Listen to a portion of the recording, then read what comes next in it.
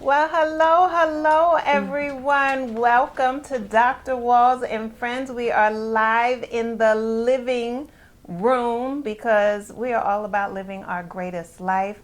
I am here with someone who is definitely doing that. Oh. Hello, everybody. Miss, none other. I know some of y'all are like, oh my goodness, it's her. Yes, it's her. Shekhinah B, how are you doing today? I'm doing wonderful. How are you? I am great. I'm so excited. So you're my first in-person live since the pandemic. Well, I'm glad to be here in person. Get to feel you, smell you. Yes. Get the energy. Exactly. So, exactly. Thank you so much for having me. Oh, you're welcome. So so this is the living room, and we know that you are the queen of the arts. Oh my goodness. Please don't say that because I can already see. I am personal friends with the Queen of Philadelphia. Okay. So I'm not her. Okay. Okay. She said putting people right where they belong. Yes. But no, we have to be real about your role within the arts, because not only are you an artist and a multifaceted artist, but you are also an artist advocate. Yes, I am. You are also a curator of the arts. Yes, that's correct. You are also an educator on how to be effective within the art industry. You did your research. Oh, you act like you did your research. Okay. Don't play that. You did your research. Okay. And for those who haven't done yet, you need to make sure you binge watch her YouTube channel. Oh my goodness. All right. There are nuggets galore for the artist. It might say 24 seconds. It might say 35, 44 seconds. Don't sleep on those seconds because there's a lot of knowledge in there. Yes. And you are courageous enough to talk about some things and say some things. Absolutely. On tape. Yes. That a lot of times people are saying behind the scenes or only to a select few, but this is where that artist advocacy is so real and present for you. So now I'm going to hush so people can hear what you have to say. And welcome to the audience, by the way. Yes, thank you so much for having me, and I'm so glad to be here to speak on a lot of the issues that have impacted artists, either positively or negatively. I am a big proponent of arts education, and I don't mean just with the discipline of arts, but the arts entrepreneurship and the building of business and the implementation of just business and business advocacy, especially for those of us that are Black, that are women, that are marginalized. We need to understand those basic administrative functions in order to not only exist, but to sustain and to ultimately self-actualize and thrive. Yes. Y'all heard it, self-actualize and thrive. Now look, coming from an education background and Maslow's hierarchy of needs. I speak it. Come on. Yes, I am. I heard it. That is a part of, I actually implemented Maslow's hierarchy of needs in my second book, the Art Economic Empowerment Workbook. And I use that throughout the workshops to allow artists to understand your basic needs have to be met while in the pursuit of your artistic and creative endeavors, and to skip those steps will be a denial of your existence. All right, let me just pause for 1 second. Oh, wow. Anybody who watches any of my shows, y'all already know what notebook and pen, paper, something to write on the caps. She done already started. We 5 minutes in. She done already dropped that at minute 4. All right, so you already know you're going to have to go back and hit that replay. If you are new to any of my podcasts, welcome to Dr. Walls and Friends. Be sure to hit that subscribe button. It doesn't cost you anything. It just costs you maybe about a second of your time to hit that subscribe button. And make sure you have something to capture some notes, because this is going to be a power hour. We done already started in 4 minutes. All right. So now I keep my notebook handy. As guests on the show, that's right, Sip from Your Froggy Tea, The Adventures of Froggy Tea and Money. Yes. Bunny, look, money and bunny. Money and bunny. I'm here for the money and bunny. It's a beautiful mug. Yes, thank you.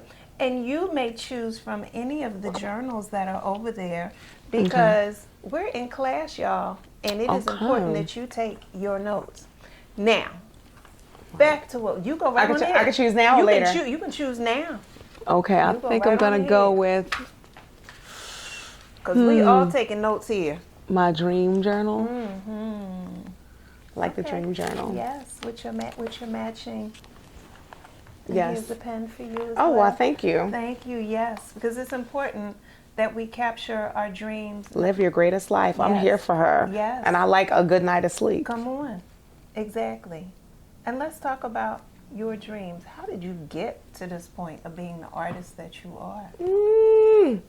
Coincidentally, I never spoke about this publicly. I guess I'm going to say it now. I grew up as a Hebrew Israelite. Okay. So in the first congregation that I grew up in as a Hebrew Israelite, my musical mentors were Alpha Barfield and Tinker Barfield, and actually, most notably Alpha Anderson, who was one of the former members of the group Chic. Oh. That was one of my, I affectionately call her Aunt Alpha, Uncle Tinker. And they were my musical mentors at the early stages of my life.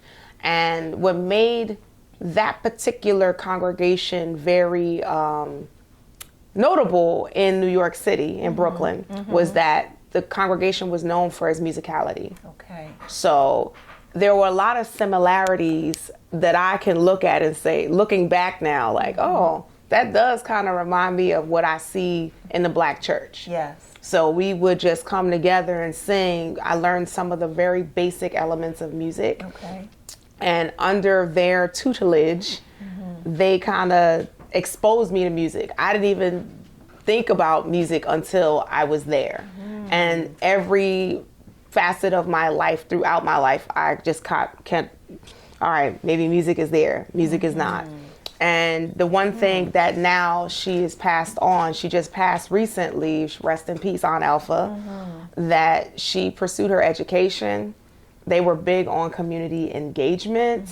They were very progressive in terms of the empowerment and ascension of women in leadership roles, which was very different from some of the other sects of the Hebrew Israelite community. I'm no longer like heavily enmeshed in the community, but because I was born and from that while living in New York City, that was a part of my trajectory into being exposed to the arts. And then later, I did pursue my education, and when I moved to Philadelphia, that was my reintroduction into the arts. So around the ages of my early 20s, that's when I started to say, you know, I could be a singer. Okay. You know, I actually love curating more than actually performing. Really? A lot of people don't know that, but now it's like, yes. We getting all the truth. So today. you're getting a lot. She on the couch, y'all. Y'all know this couch don't play. It's something to couch. The tingling. So when I came to Philadelphia, I was very staunch on pursuing my education while I was at Temple University, CCP, LaSalle. Al, cherry in the white. We fight for that cherry in the white. Come on. So while I was pursuing that, I learned a lot about the administrative functions of nonprofit organizations. My degree in undergrad was political science English minor, and that allowed me to kind of navigate the nonprofit sector as an administrator to some programs, primarily education. So GED, ESL, I worked with contractors that went into different institutions to teach that. Then I went into another nonprofit organization where we were educating students on how to pursue funding to pay for post-secondary education. Oh, wow.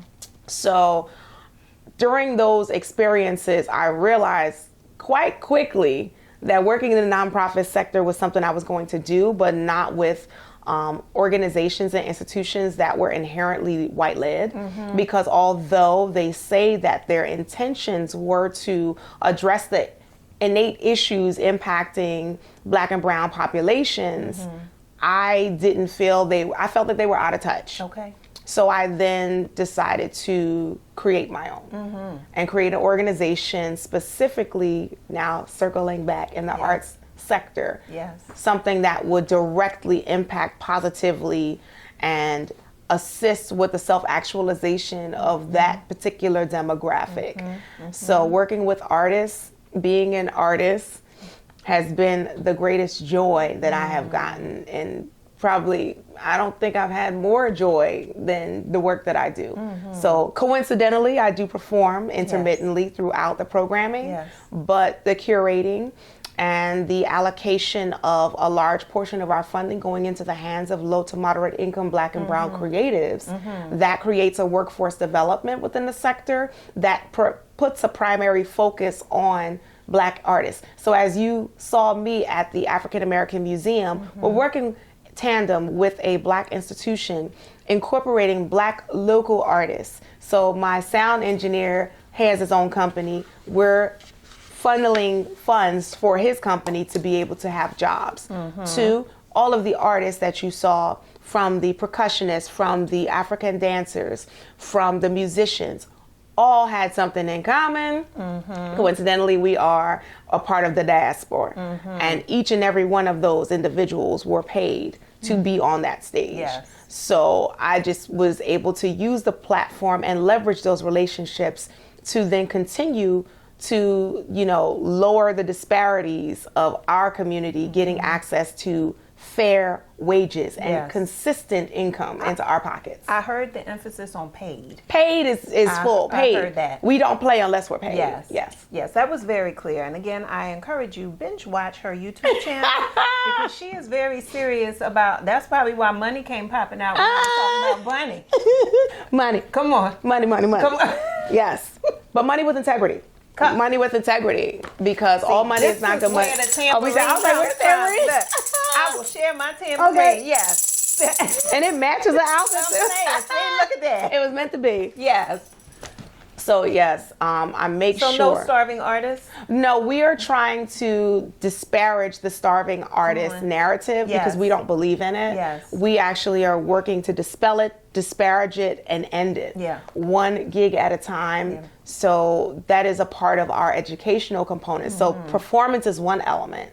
The educational component is where we work with artists to show them how to start their businesses. The majority of the businesses that we've started under the organization are micro entities. And to not be confused with or conflated with small business, because the definition of small business as it pertains to the Small Business Administration in our nation is not the criteria that is specified to those in our community. Micro businesses are primarily businesses that make under 100,000 as we define it. Businesses that are Black and brown led, majority of the women that we worked with, women led. Also businesses that are sole proprietors, that are not necessarily employees, but are operating as employees, but are not formally employees. So you have sole proprietor entities that are being managed. So you may have a LLC, but you are the only person running and doing all of the operations to bring in money, to manage it, to leverage it. And that's what we want to make that distinguishing factor. So I've stopped using, as of last year, the term small business and incorporated the term micro business because that directly speaks to the population that we work with. Interesting. Yeah. I told y'all, take your notes. Y'all saw me taking notes live, all right? Feel free to put questions in the chat room. We will get to as many as we can. All right, I'm gonna back you up just Please, a moment. I'm gonna take a sip while you backing me up. Come on. In my Froggy Tea and Bunny mug. Come on, yes. Here's the thing. You said you like to curate. Love it, yes. All right. When you said it, and it's probably it is the lyricist in you, the vocalist in you, and the poet in you. What I heard was cure, C-U-R-E, hyphen A-T-E. So in the work that you do, you are curing and you are providing food. I'm gonna have to write that down now. Hold up now. All right, we're gonna put curate. I'll share my notes. We ain't cheating here, right? So that is curating what an artist, what you're feeding the public, what you're also feeding the artist. And we do literally do that. Yes. So all of the performances and events, and I tell artists, if you're working with me, if we're doing something together, we got to get fed because I like to eat. Come on. And I want everybody around me to eat. Yes. not just monetarily, but literally we do feed. Even when we're doing educational content programming, such as our most recent grant writing workshop, which I taught, and I'm going to be teaching throughout the year. Fantastic. So we have When's the next one coming? The next one tentatively in February. We haven't secured the date yet. We're waiting, but it should be toward the tail end of Black History Month, which I'm excited. All of our I'm sure you're booked and busy. Well, not quite. I'm trying to opening. There's still a few openings. Okay, so y'all hear she's still available for hire. Yes.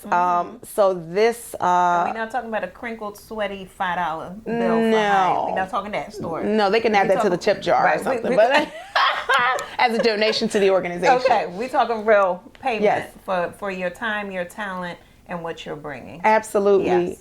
And when I started to work in the business as just a vocalist, I noticed there were some issues that everyone else around me normalized and said, that's just how it is. That's just the way it's been.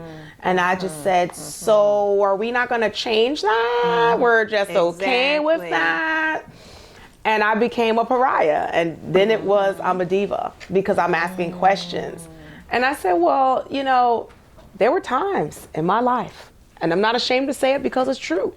Being a vocalist is almost similar to being a low-paid stripper.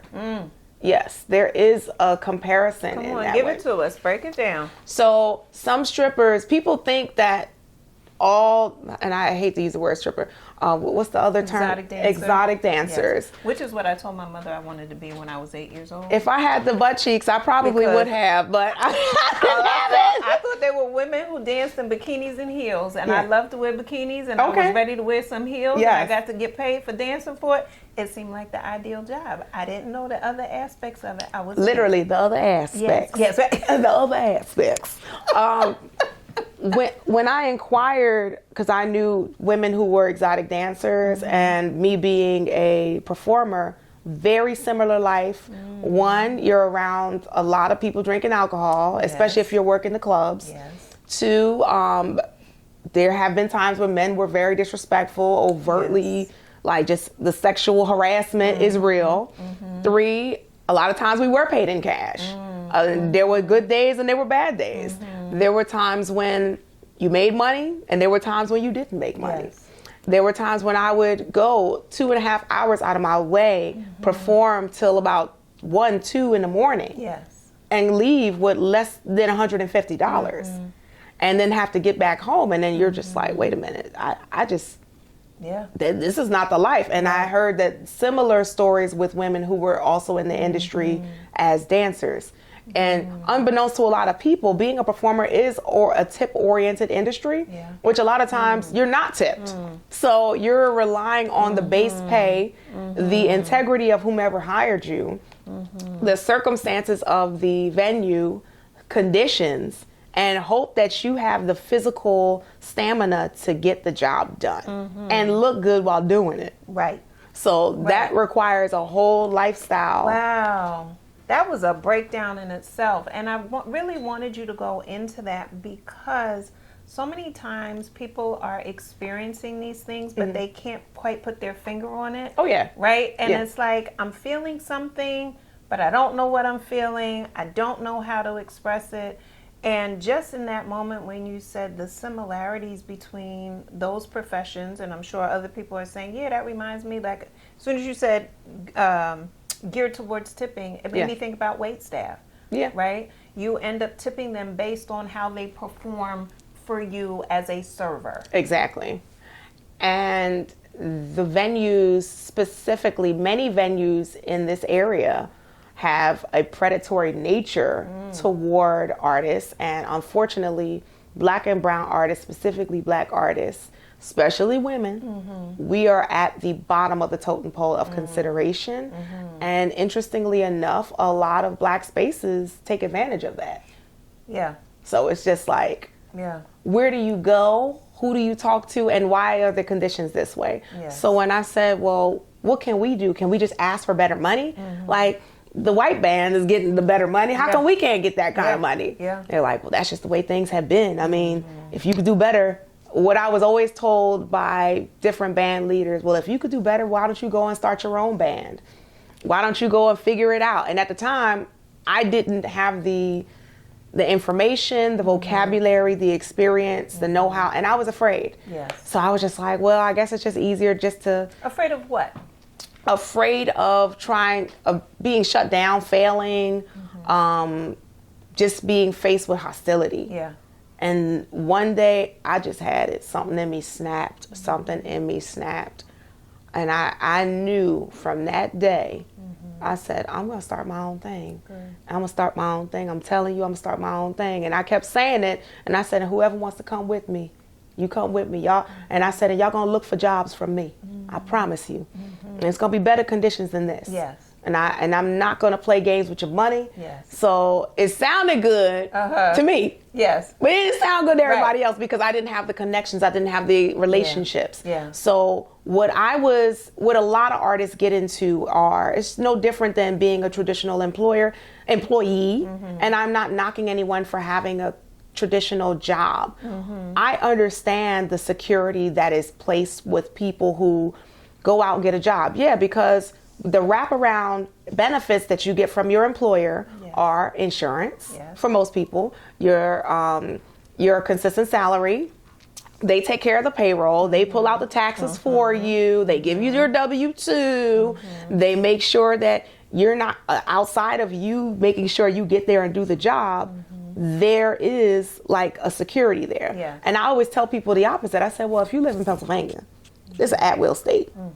There is no security. That's right. So if there's no security in the function of your job, you can be fired for any reason. Yes. And unbeknownst to you, you sign on to that employer's benefit package. You get fired tomorrow. Now you're at however many years later, and now you got to go and get life insurance for yourself. You have to go and figure out, because unemployment is not forever. If you get unemployment, if you even have the tenacity to fight to get unemployment. So there are several different factions that I said, I understand the comfort and security in that, but I'm just not willing to just allow them to control my life in that way. Yeah. And more like being in a band. The band leader, you got the security of, well, they're doing the negotiations and they're going to just make sure to pay me. And you got to trust that the integrity is there. Right. But with all of that being said, if you're trusting them to set your price, come on, and you're working, come on, how is that fair when you are doing the bulk of the work and they're getting more? I mean, not to say that they don't deserve to get a little bit more, but it's not fair. Right. And I had to wait at times, weeks to get my money. Right. Where I'm like, well, dang, I thought I would at least have enough money to, eat tonight. I guess I don't have enough money to eat tonight. Those were the struggle experiences that I had. And most artists are not open to tell you this because they're ashamed and they put so many optical illusions about their success that they're not willing to honestly say, I'm broke. Yes. I'm poor. Yes. I'm struggling. Yes. And they'll see you traveling and all the shiny stuff. And meanwhile, they can't pay their bills. They have GoFundMes because they're dying. Health insurance. No health insurance, no business structure whatsoever. And they love being paid under the table, which artists, can y'all stop doing that? But that's a whole nother situation. Well, we're going to talk about it. So it sounds like, and I just want to highlight, Heaven Sent Cleaning said facts. Okay. So it is resonating, and I want people to see that Heaven Sent Cleaning Services so they can explore that as an option for themselves. Okay, cleaning services. Okay, exactly. So it sounds like that warrior spirit kicked in. It did. It definitely did. That was where'd that come from? Okay. Wait. This is a magic office. It really is. I was like, okay. Come on. Yes. So it definitely, I just got tired. I got fed up. And I said, if y'all want to be in the sunken place in this situation, I'm just going to have to climb up out of there. And whoever wants to be rescued, I will have to be the Harriet Tubman of the situation. And for those that know they slaves and ready to be free, we could roll with me and be free. For those that are chilling in the sunken place, y'all go and stay in the sunken place. So tell me this. So you mentioned, you were changing the narrative of the starving artist. Yes. So what becomes the artist's affirmation? The artist's affirmation is, one, acknowledging that there's a problem. Two, accepting that you have to make a substantial effort and change in order to improve the conditions. 3, saying no. Saying no to circumstances, situations that are not serving, that are less than appropriate, that are just unideal for sustainability. Yeah. Because if you say yes to certain things, then everybody's going to know, and then they all think that they can get you for that price and for that situation. And I'm so glad that you said that, and I'm hoping my husband will point out this picture. You said that you like this picture. I do. Right? And this picture is entitled She Is Me. This is one of his pieces from our Sisters in Harmony collection, where he traveled the globe and took pictures of everyday women with the understanding that she is me. Right? And so for those who don't know, Sisters for Harmony is our registered nonprofit, our 501c3, making sure that women are living on purpose and with purpose. I'm here for this. Okay. So now, with that being said, you as the artist, and yes, they are available for sale. So we can talk about that. You can go to Sisters for Harmony, and that's the number 4, sistersforharmony@gmail.com, and you can send your interest, and we'll hit you right back. But you looked at other artists with that same "she is me, you are me" type of mentality. Yes. And said, I'm doing this for myself, but I'm also doing this for the collective. Yeah, and for the culture. Yes. For the culture, so that we could change. And that made me want to dive deeper. So there's this idea that artists, you're so talented, you have to work harder. And the reason why you're not successful is because you're not talented. And that's just straight a lie. That's not true at all. There are artists at every level. There are people making money all over the world, making big money, good money. And why is it that we are not? Because we are willing to accept the circumstances, the status quo. When I asked them, well, where do you see your life? They said, well, I'm going to put together this project, spend thousands of dollars to create a CD, an album, an EP, an LP. And then they'll put it out on these predatory distribution, exploitative, slave charging websites and get less than what indentured servants were making over 100 years ago. And then hope to compete with the larger music industry labels, not realizing that you were going to get 100,000th of a penny. Yep. You are not going to compete. Say that again slowly, because people think with streaming. Oh, please. Come on. Educate. Let them know. The streaming, and if you go to my YouTube channel, I speak very candidly about the levels of streaming. Yes. And you won't make money if you think that streaming just is going to deliver monies to you because you put out this incredible project. Yes. A lot of artists don't have marketing budgets. They don't have a smart plan of action in order to execute the necessary tools and strategies in order to yield the monies back of the investment that they put out to create these things. Yes. And when I asked them this, they're like, well, I mean, it could get me a job. I remember I sat on a panel with an artist, and I was really trying not to embarrass this woman. And she said, well, it has opened up doors. I said, and what door was that? The door for the platform. It's taking away ownership. Let's start there. Yes. You don't even own it at that point. The platform gets to dictate to you when your music is consumable and accessible. And sometimes it changes. It's just like being on Netflix. You get onto Netflix, there's a movie on Netflix for a certain time. Yes. At that point, the movie is no longer there. Now it's on Amazon. Yes. Or now it's on Hulu. Yes. Or now it's on HBO Max. So if what these distribution systems are doing is saying to you, you signed on and gave us the right to determine our algorithm that we have set and created for the consumption of your music, and now we set the price as to what we think the value is. So if you feel like you're worth a straw penny, then you continue to be with the rest of the chained individuals on the slave chain line and continue to make no money as you are in the red and not even in the black to get to the green. Right.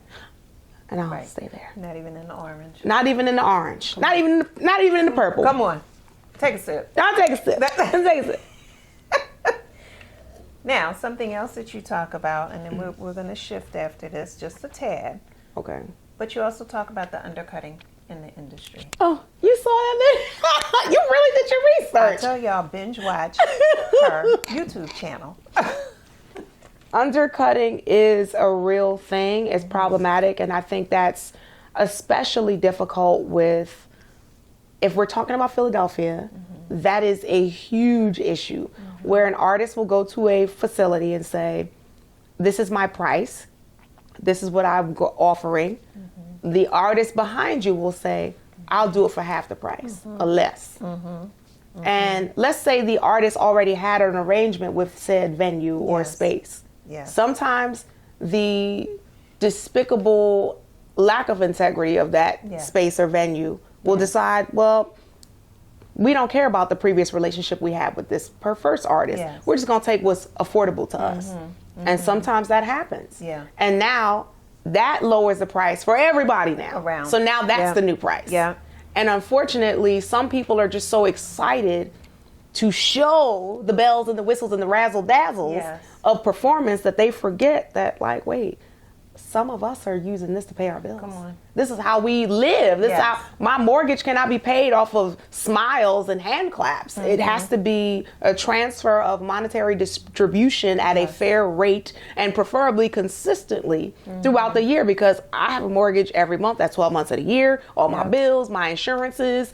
I can't play these games, these type of reindeer games. Yeah. So these prices need to reflect fair compensation for legitimate, fair work. Yes. And we need to operate in that space and not just look at it as an artist. And I think when you approach these institutions and venues and spaces, I got a different experience coming in as a curator versus coming in as an artist that just wanted to be exposed and seen. Yes. And shame on any of the venues that expect artists to come out for free for exposure, because exposure, I mean, is not paying anyone's bills for performing. It's just not right. Yeah.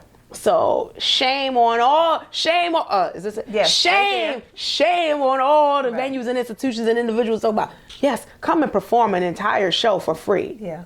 You need to free the slaves. Right. And free your mind from that type of thinking. Exactly. Free your mind. Right. Because nowadays, I mean, we get exposure all the time. Right. With social media. It just takes a phone and an upload. That's all. So you don't need that type of exposure. Whereas maybe back in the day, there was more leverage in that space. But nowadays, we have all types of social media superstars because they have promoted themselves and marketed themselves accordingly. And even in the social media marketing, which the algorithm is very specific. Yes. How were y'all feeling when they took away TikTok for a hot second? Come on. TikTok, you did stop. Okay. I'm just saying.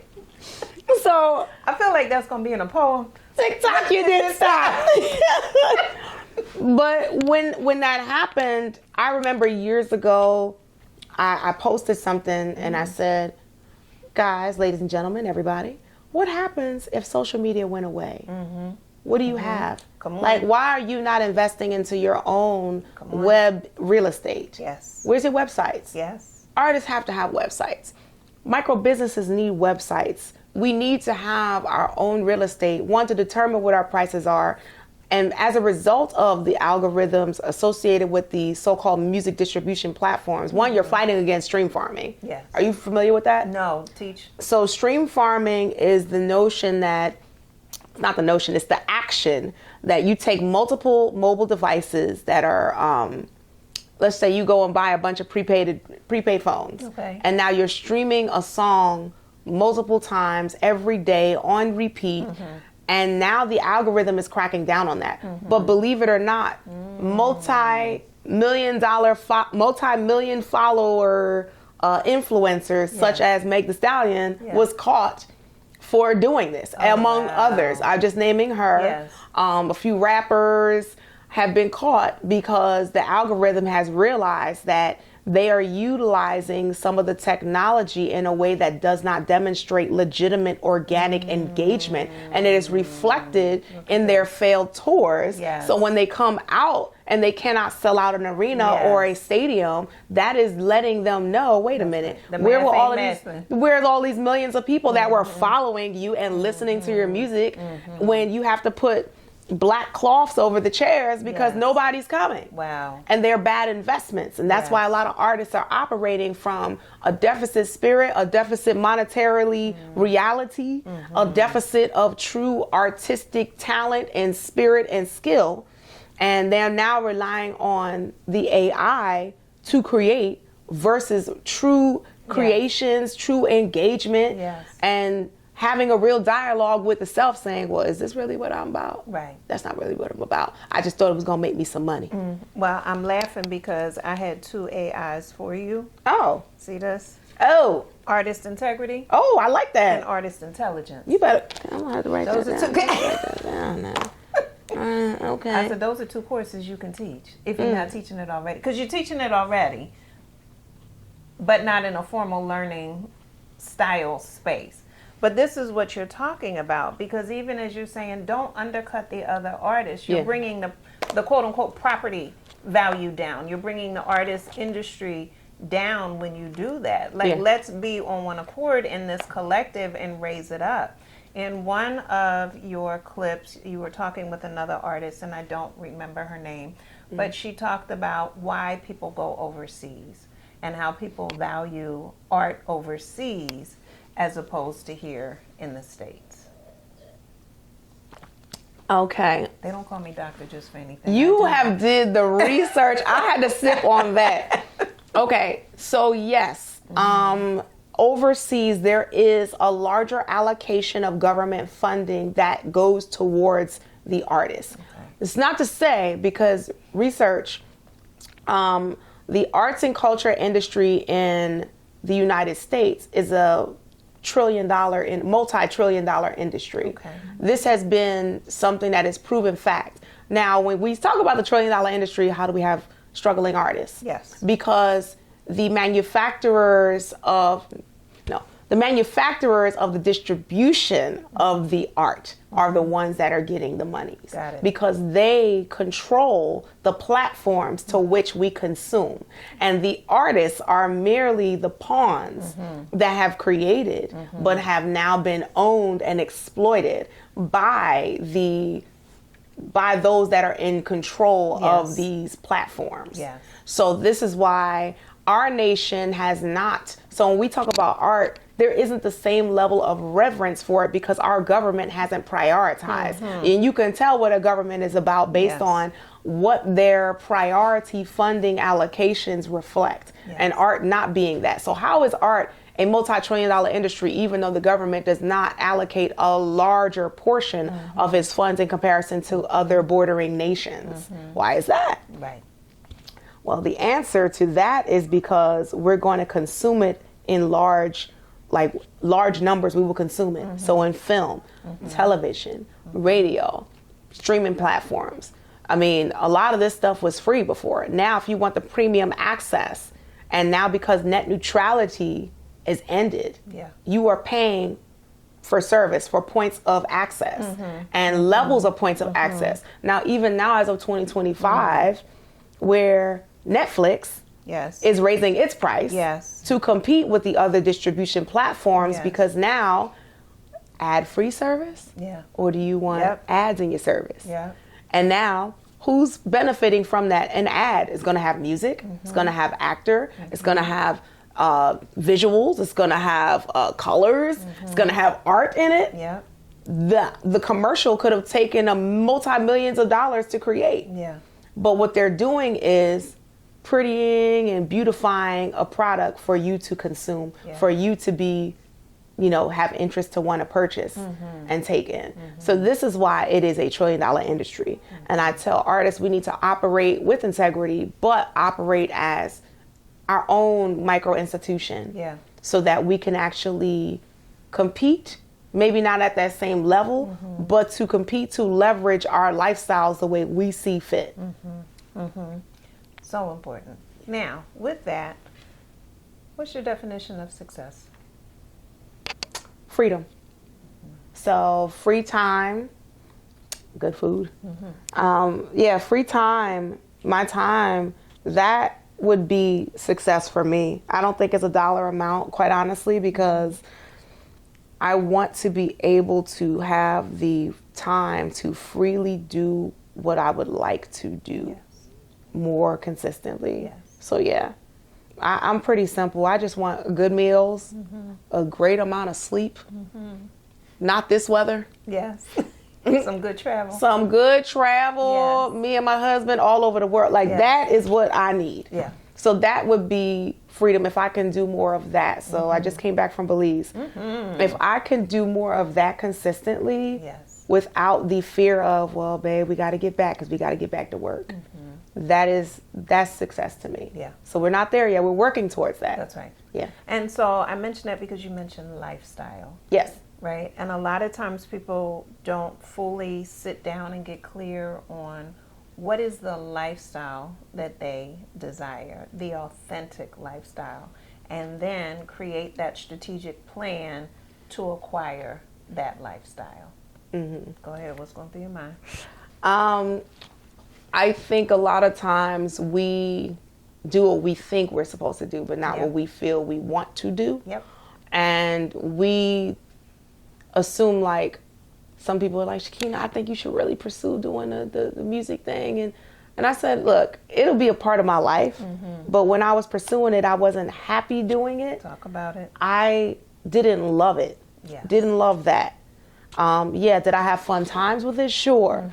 But what I did love was making an impact in my community and engaging. And honestly, I wish that I could do more of that community engagement, as it not to address a problem, but to continue to further engage and create happy spaces and places for people to really indulge in the arts. But unfortunately, the nonprofit sector in our way is created to address an issue. Yes. Address an issue, deal with science, religion. So the issue that we are addressing is creative workforce opportunities that are sustainable and addressing the lack of knowledge of entrepreneurship, even at the rudimentary stages of development, and changing our language and vocabulary in pursuit of that. I really would love to be able to indulge in the arts, creating and producing more activities and events for our community to have access to, because I see people are very happy when they're engaging in it. Like Kwanzaa. Who doesn't love the Kwanzaa event? Yes. I mean, I live for that. So hand selecting those people's, like, I think you'd be good here in this position here, and I think we need to have those lights back there. I love that. Okay. I love that. Yeah. And I wish that I could do more of that, but not in the sense of, well, we're doing it because we want everybody to get paid. Of course, I want everybody to still be paid, but more so because we just can, and there's more opportunities to do it at such a bigger scale. So hopefully to have more of those experiences. That probably wasn't the answer to your question. It was the answer that needed to be given, and that was the answer that your soul needed to release. Yes. So, she on the couch, y'all. I'm on it. I'm on it. So now, what are you doing now? What events are you doing in the process of? What should people be looking forward to? Oh boy, there's a lot happening right now. I'm in the process of doing the 3rd annual Juneteenth Wine and Arts Festival. Our organization did the first Juneteenth Wine and Arts Festival in the world. Okay. And the name of your organization is? The Women's Coalition for Empowerment. So the Women's Coalition for Empowerment is a Philadelphia, Pennsylvania-based organization. We work to support artists with education, uniting artists, empowering them through programs. We primarily work with low to moderate income creatives and assist them with basic entrepreneurship, jobs in the creative workforce sector, and just identifying how to improve upon the conditions of the creative sector. Okay. And the advocacy. That's huge. That's huge. So, yes. So you all looked and said, we need some wine and some Juneteenth. Well, what had happened was, and I'm just going to be honest, I am not an avid wine drinker myself, but there was one of my associates mentioned that there should be something because black wineries make up less than 1% of wineries in the nation. And I said, why is that? And apparently being a wine business is a very expensive business to have. And it's pretty volatile to smaller wineries, which I found. So we were trying to figure out a way to amplify the existence to wrap around the support of black wineries for the Juneteenth celebration. And what I found, it was hard to do. Super hard. You're trying to get professionals to come together on one accord. So I said, well, let's also incorporate other black businesses and bring in some of the arts elements in celebration of Juneteenth. They said, well, how does that go with Juneteenth? And I said, well, we are emancipated. We still in an emancipation state. We are going to be in a continual evolution of emancipation. There are levels to the emancipation because when the emancipation happened, was it 1863? And they didn't find out till 1865. So right now, and considering the new administration in this here office, we are about to be set back to the plantation is where he's trying to take it. So there needs to be a collectivized. There was a funny part in the movie Willie Dynamite. He said, you've got to have vision, Willie. Collectivize. And when he said that, I said, all right, now I know that was a pimp talking that looked like a vampire. But what he is saying, it spoke to me. Yes. And I said, okay, how can we get together with black businesses and work through whatever issues we have to come together on one accord to support it? So what are the obstacles that affect our issues as black professionals? We got to operate with integrity with one another. We don't. A lot of times. And I know someone, we can't talk about black business. No, we need to talk about you so that you can improve. And if you cannot deal with that type of accountability, you are not ready to self-actualize, move forward, and create the utopia you say you want. You know, not just a dream deferred, but the actual reality you say you want to have. And when we talked about it, I said, okay, one obstacle, let's cut out any vendor fees. We don't need vendor fees. So I said, all right, let's work with institutions that support what we are doing and sponsors that will support the cause. So that was, you know, the job to like move forward and connect and leverage the relationships for the support of the businesses. So we've done it for the last 2 years. It has been successful. We've had over 2,000 people come out just to one event. And the vendors and by the way, the vendor fees, there are no vendor fees. The vendor application is still open until I believe the end of next month. So if you are a black winery and you can and you have to have the paperwork.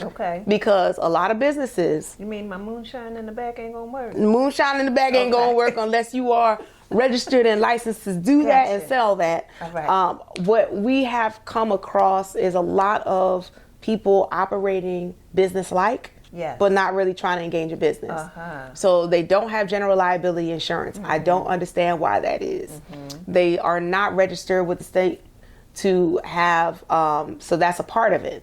They're not registered, and that's a part of what our integrity building in entrepreneurship. So the expectation is, look, we're waiving the fees.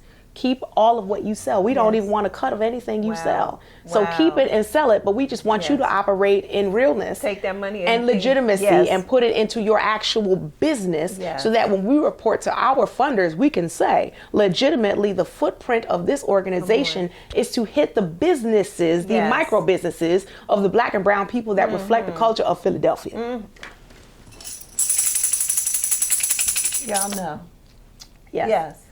So when I mentioned this to the people, folk were upset. Really? Folk were upset. Well, I mean, like, let's start here. Number one, it costs $125 to start a business in Pennsylvania. Your EIN is free. This is something that I have done and shown. My book the Art Economic Empowerment Workbook for anybody that signs up for any of our Art Economic Empowerment sessions. You get a free downloadable copy of that book, and it goes through the basic process. This is something that could be done in 15 minutes. If we're ready to be real with ourselves. But people don't want to do that. Yes. They don't want to do that. So they want to operate as, Shaka Zulu Emporium. But then when it's time to write the check to Shaka Zulu Emporium Productions, it don't exist. Right. It don't exist. So we can't write a check to you. We can't buy. You only have a Cash App only operation, which I'm not opposed to Cash App, even though it's not protected by the FDIC. Let's go there. Let's talk the about point is, you are not operating to effectively access the resources that you may be entitled to. So we are not going to co-sign a half-stepping, fetching person who is not ready to move with the revolution and the evolution of Black business. Revolution and evolution. Yes, ma'am. Come on. Go ahead. So if you are not ready to operate in that space, go back to the drawing board. And you still got time, because the Corporation Bureau, Pennsylvania's Corporation Bureau, has made it super streamlined and easy to do so. And we have been telling people, point here, BOI, please do it. It's free to do your BOI application, submit it. Nonprofits, the state of Pennsylvania, you are free. You are exempt from the BOI application process. However, the state... What's BOI stand for? The business, what is it called? FinCEN. So it's the Financial Enforcement Department, and it's for businesses and organizations to demonstrate a level of transparency to the federal government. This has been instituted, and I know some of you are like, well, they said they put it on pause with the Supreme Court. The application is free to do. And if you are a legitimate business and you are hoping to compete to get some of those business grants that we teach you how to do for free, you'd be eligible for them if you were operating with the appropriate integrity and truth. And a lot of people are not ready for that. So they're doing things that they say they want to do, but they're not really ready to do that. They like the idea of saying, I'm a boss. I hate that term. That term is so rooted in just, I don't like the term boss. That's what they call somebody on the plantation. Now, if you're trying to be an effective leader with leadership qualities, then you would take your own self-accountability, take that inventory, and actually file the application with less than 10 questions, put the $125 into the state, and then you file it. EIN is free, and then you have your business and open up a bank account under the name of your LLC or business, which very simple process to do. People are not interested for some. I don't understand that. Go and sip to it. I told y'all. If you haven't subscribed yet to Ask Dr. Walls and Friends, just hit that subscribe button. I've already told you, make sure that you binge watch her YouTube channel. You see her name is spelled right underneath mine. That's how you find her on YouTube. All right. There is so much knowledge and information. Be sure to share this video with others, and you definitely want to go back and hit the replay. Social media, websites. How do people need to follow you? I done already pushed YouTube. Where else do they need to go? They need to go on thewce.org. So that stands for the Women's Coalition for Empowerment. Also, ShekhinahB.org. ShekhinahB.org. The Juneteenth Wine Arts Festival is happening on June 14th. So the Saturday before the actual Juneteenth holiday. It is free admission for people to attend. If you want the wine glasses, that is $20 now, $30 at the door. We are going to have food vendors. We're going to have a fitness instructor, which is Fitman Performance, but my husband is going to be doing challenges. And if you can complete the challenge, you get free product. We're going to have some resource vendors. We haven't finalized our full list of vendors, but our vendor application, which is free, is open. There are no vendor fees. Also, we have another event. And what type of vendors are you looking for? We're looking for, that's a good question. So we're looking for those that have products, food, not hot food vendors. So, like cakes, cookies, juices, clothing, merch. If you're selling wares, candles, art, those are the type of vendors that we're looking for. Okay. Those that are legitimately registered with the state of Pennsylvania that do have general liability insurance. We also are seeking, we're actually almost at the capacity for our artists, performers. So we do have some performers, we're almost at capacity. So there are some performers. Please send an inquiry on the website, thewce.org. We have a concert happening on March 13th for Women's History Month. It's called Jazz Fit for a Queen. The tickets are available for all of the above. If you follow me on Instagram, the WCE Inc., or I am Shekhinah B on Instagram and Facebook. If you hit the link in my bio, it goes to the link tree. Everything is available. It's touch and grab at this point. Very good. Very good. And where will that concert take place? That's going to happen at the Settlement Music School on Queen Street where is that? That's South Philly. Okay. South Philadelphia. And that is going to be a concert. I have some incredible headliners. Are you able to drop some names at this point, or do you have to keep it silent? I can't drop the name yet. I'm waiting for the contract for one other co-leader. Sure. But can't drop the names yet. Okay. But I will say it is a concert that you don't want to miss at a very low price. The tickets have already been on sale, so $30. Early general admissions. Day of is $35, and we also have a streaming online ticket. So all proceeds from ticket sales will go toward the general operations and artistic programming for the Women's Coalition for Empowerment. Okay. And the Women's Coalition for Empowerment, it is a registered 501c3 nonprofit. Correct. So people who are listening now, if they would like to just go ahead and make a donation, Yes, they can do that. absolutely. Okay. So they just go to the website, they'll see a donate button. Yes. Okay.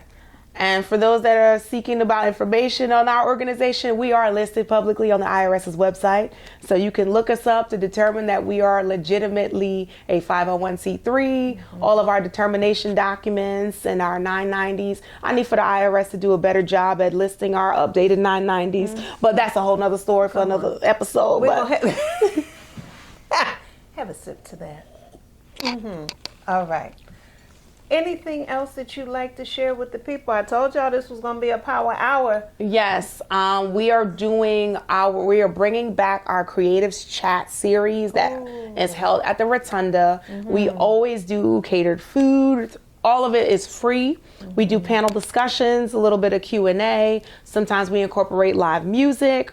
And it is available. The dates will be listed toward the end of this month. Okay. So if you follow me on social media, make sure you pay attention to the flyers and the links that will be dropped in the very near future. And somebody's been asking me to put the full video of the most recent performances. I did do a highlight reel for Kwanzaa and for New Year's Eve. So I guess I will drop some clips and some highlights of both coming soon. Thank you. Okay. Okay. Now, I'm not going to ask her to sing today, y'all.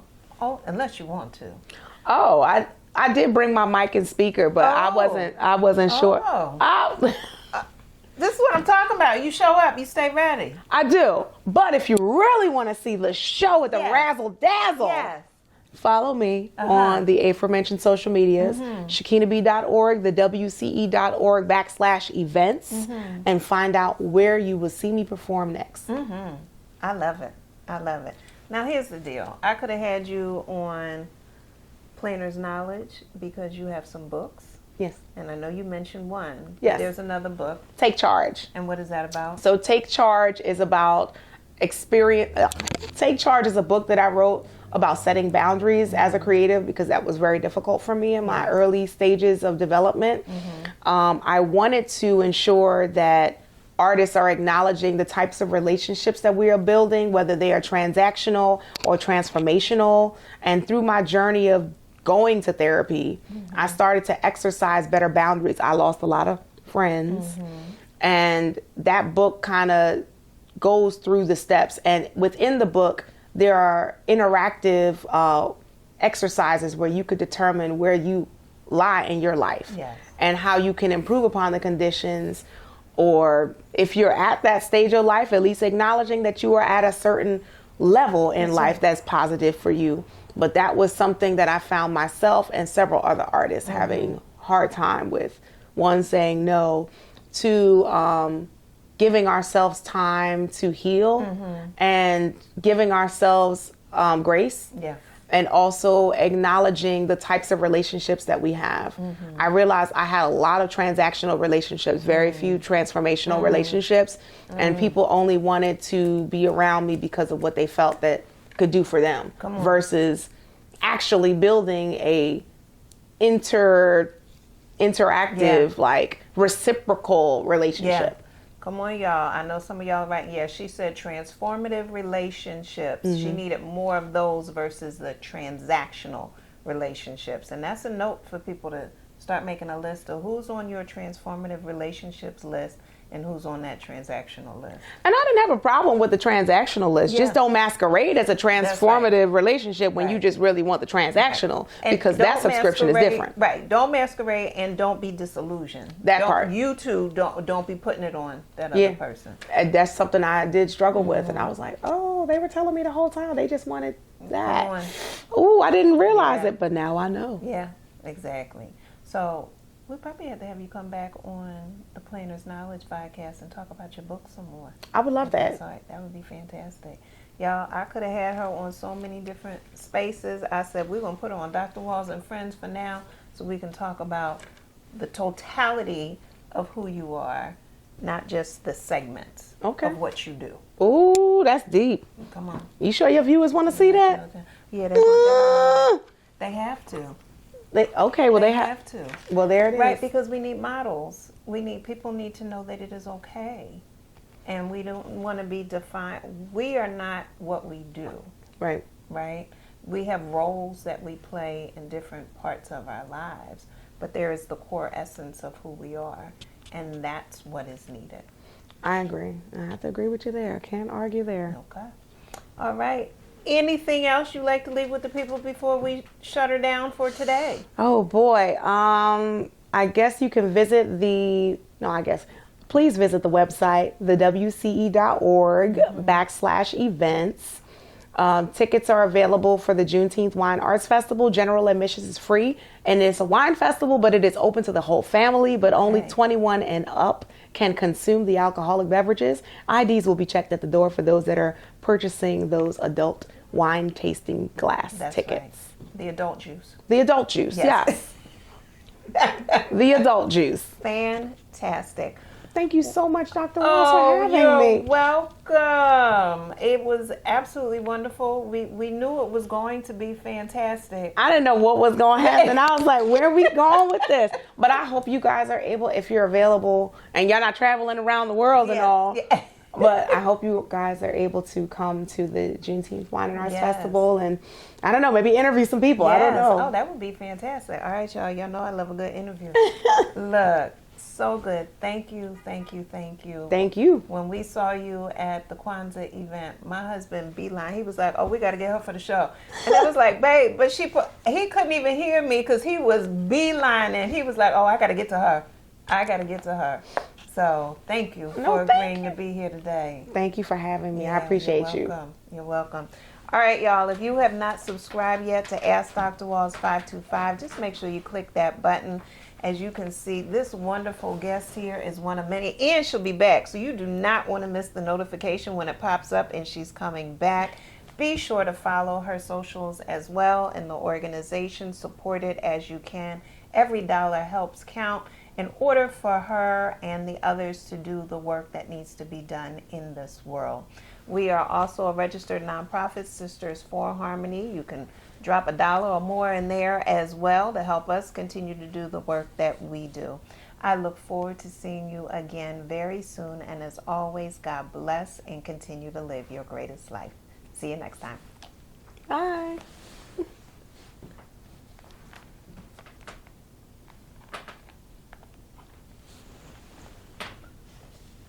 All right.